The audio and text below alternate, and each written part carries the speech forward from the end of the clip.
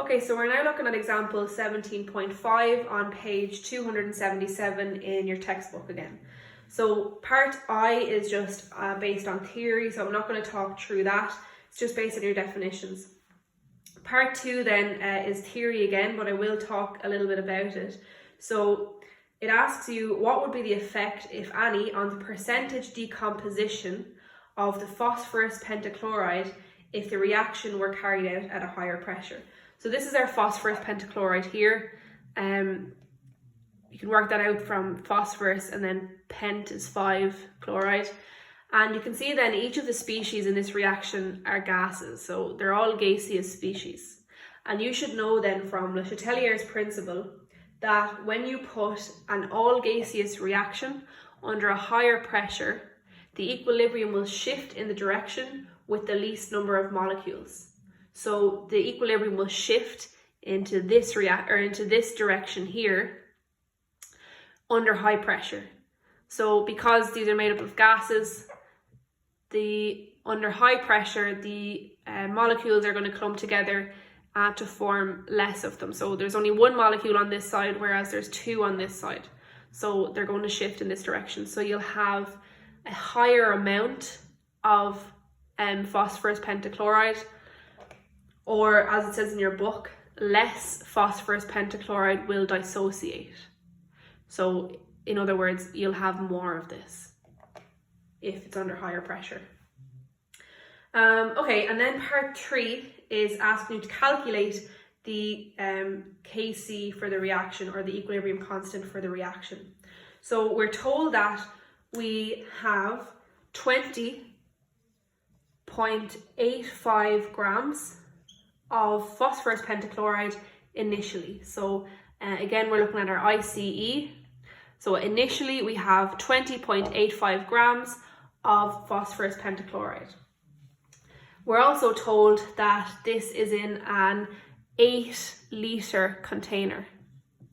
So I'm just going to put this up here as a reminder, but we don't need to worry about it just yet. So it's in an 8-litre container. And we're told that 80% of this 20.58 grams dissociates into these 2 species here. So the first thing we want to do, as we did in the last one, is work out the moles of this. So again, moles is equal to mass over or. So the mass is 20.85 and the MOR is 208.5. So we should get 0.1 moles of your phosphorus pentachloride. So we can write that in. Our initial concentration of phosphorus pentachloride is 0.1 moles. And again, that is in 8 litres, so at some point we will have to convert that into moles per 1 litre, but we're not going to do it just yet. So we know that this changes by decreasing by 80% on the way towards equilibrium. So our change is 80% of this. So to get 80% of that, you just plug it into your calculator. So 80% of 0.1 is going to be 0.08 moles. So that means that in the course of going from the initial reaction to an equilibrium reaction, this decreases by 0.08 moles.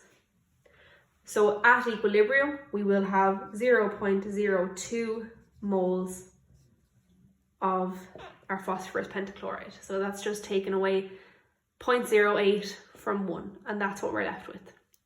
So again, that means that 0.08 moles of phosphorus pentachloride are taking part in the reaction. And again, this is a 1:1:1 ratio. So that means if 0.08 moles here are reacting, we're going to have 0.08 moles here plus 0.04, and this is going to be the same, plus 0.08. So our initial concentrations of these, don't forget, actually are 0. So So we've worked out then our concentration at equilibrium of this species here is going to be 0.08 moles, and same here, 0.08 moles. So now is the point where we consider the fact that this is in an 8 litre container. So at the minute, we have 0.02 moles per 8 litre. We want it in moles per 1 litre. So we're going to divide each of these by 8 to get what is in 1 litre. So this gives us 0.0025 moles, and this is 0.01, and again this is 0.01 moles. And we still have to work out then our equilibrium constant. So I'm going to wipe this out and fill in our formula for equilibrium constant. So Kc is equal to products over reactants, PCl3 times Cl2 over PCl5.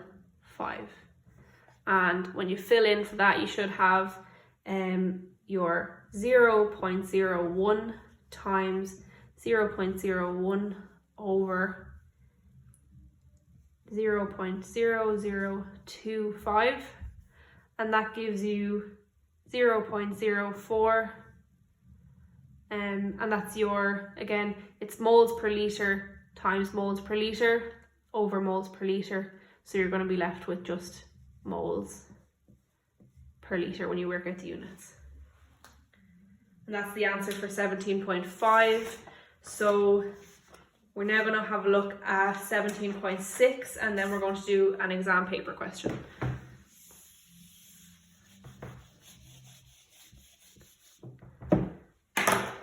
So example 17.6 on page 278.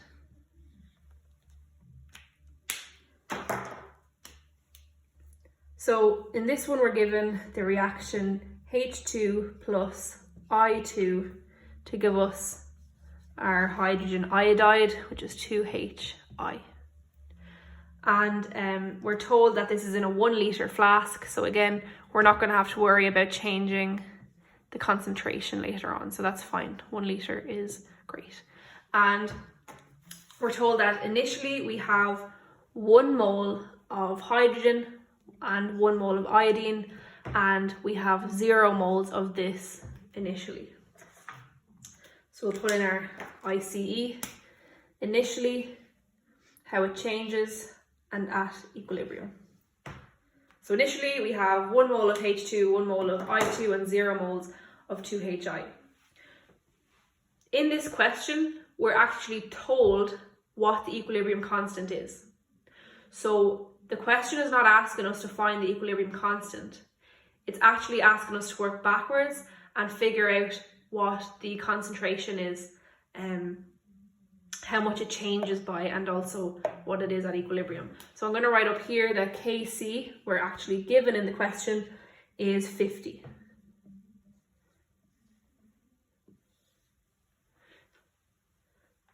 So we know that the initial concentration is 1 of hydrogen, 1 mole of I2, and 0 of hydrogen iodide. We also know that the equilibrium constant is 50. We don't know how much it changes by, and we don't know how much it is at equilibrium. So what we're going to do is we're going to say that it changes by x. So on the way towards equilibrium, this changes by x. We'll say this changes by x as well, because it's 1:1. And then this, because it's 1:1:2, is going to change by plus 2x. So we can say down here then, at equilibrium, the concentration is 1 minus x of H2. It's 1 minus x of I2, and it's just 2x. of HI. So after we fill that in, we fill these values into our Kc formula. So our Kc formula is our products over reactants, HI to the power of 2 over H2 times I2, which we can fill in then is going to be 2x to be squared over 1 minus x times 1 minus x. And we know that this is equal to 50. So now we have a really fun maths equation to work out. So I'm going to wipe this out and we'll work out what x is. So we were left with 50 is equal to 2x squared over 1 minus x times 1 minus x. So we can rewrite that as being 2x squared over 1 minus x to be squared. And then to get rid of those squares, we can just get the square root of both sides. So the square root of 50 is 7.07, and that's equal to 2x over 1 minus x. So we've just gotten rid of those squares by just getting the square root. Then solving for x, you just move this across. So it's going to be 0.07 times 1 minus x equals 2x. Multiply this out, you get 7.07 minus 7.07x equals 2x. And you're then left with 7.07 equals 9.07x. So x equals 0.78. So that is the value for x. So now that we know what x is, we can go back to our ICE and fill it in. Oh, oops.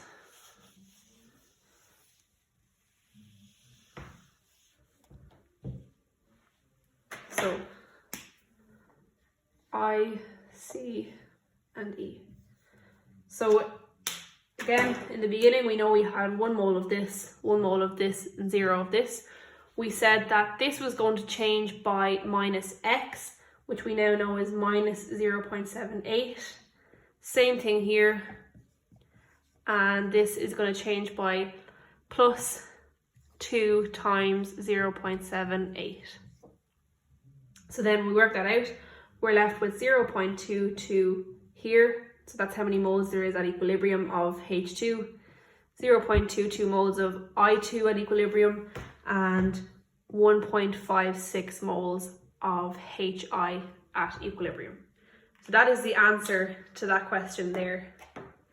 So that is all the examples in your book. So we're going to look at an exam question now, and that is 2019 Higher Level Question 11B.